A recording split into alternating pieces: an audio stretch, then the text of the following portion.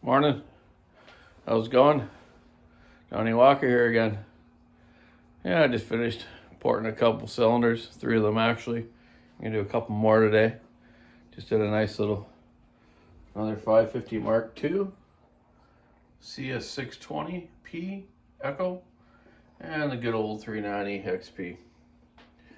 Had a few people lately talking about 394s, and I fixed a few lately for people on hard starting issues when they're hot or not starting at all. A lot of the problems we had years ago with them were the carburation. The Walbro carburetor that they had on them originally, which worked well most of the time, but after a while when they got a little old, I'll just show you in here what happened to them. Is it's about the only carburetor really on a chainsaw that has a removable, well, not a removable seat for the needle, main needle, but it's not in the casting of the carburetor like the old Tillotson and Zamas and stuff. So what happened to them, the vibration of them, because they never had a rubber boot to the carburetor, but my theory and my dad's and experience, the vibration would actually, the seat inside here would actually move down with vibration. So now your needle, main needle here, you can kind of see how it sits almost level with the body there. Where you get some older carburetors and you'll see the needle be sitting way down in there, like a 1/16 of an inch or a little bit more. And so what happens then is you don't have enough vacuum to pull that needle open that far. So the things when they're hot won't restart because there's not enough, the air's, it's too hot, right? So what I used to do, and I won't do it to this one, what I have done to several, is first thing I do is I drill out the pulse hole bigger so it gets a little more volume.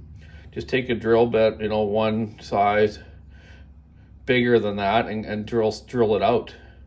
Then in the idle circuit, right there, you can see that little hole maybe? Yeah. I'll drill that one out one size too. So that gives it a little more pull, a little more vacuum to release that needle on that spring on the fulcrum arm. And then I'll also cut the spring of the fulcrum arm a couple loops off the spring, so the pop-off pressure would be less, if you know how to do that, and it just makes it restart. And it's worked for me. I've done that several times for people, and it's worked out. So if you get a 394 like this, that's like that, check that out, man. See how that needle's sitting. You can always upgrade to a new carburetor. The newer carburetors of this series actually had one of the small needles, the little tiny one compared to the big one. So a little tiny one, obviously, too, is, maybe they figured out that the weight of the needle wouldn't pound that seat down like that. And the ones that they had with the little needle, I never really had the problem with on them at all. And then obviously they changed to 395 with the rubber boot and to different carburetors for all the EPA specs. There's been a few different changes of carburetors on them, on the 395, but you know what, we won't have to deal with that soon because that model will probably be getting scrapped. They've been made in Brazil for a while, but they're coming to their end. They might get sold in some of the dirty countries where they don't have EPA laws, which is too bad, but for now they'll be coming out with a new model to replace it. So yeah, that's my take on the 390 carb. Like I say, though, good carburetor, never had any problems with them besides that. Settings on it is pretty basic. Usually I think it was around 1 1/4 on the low from seated open, and the high was normally, I don't know, 1/2 to 3/4, maybe a little bit more. Depends on your engine build and what kind of RPM you want. I never revved these saws that much. I believe we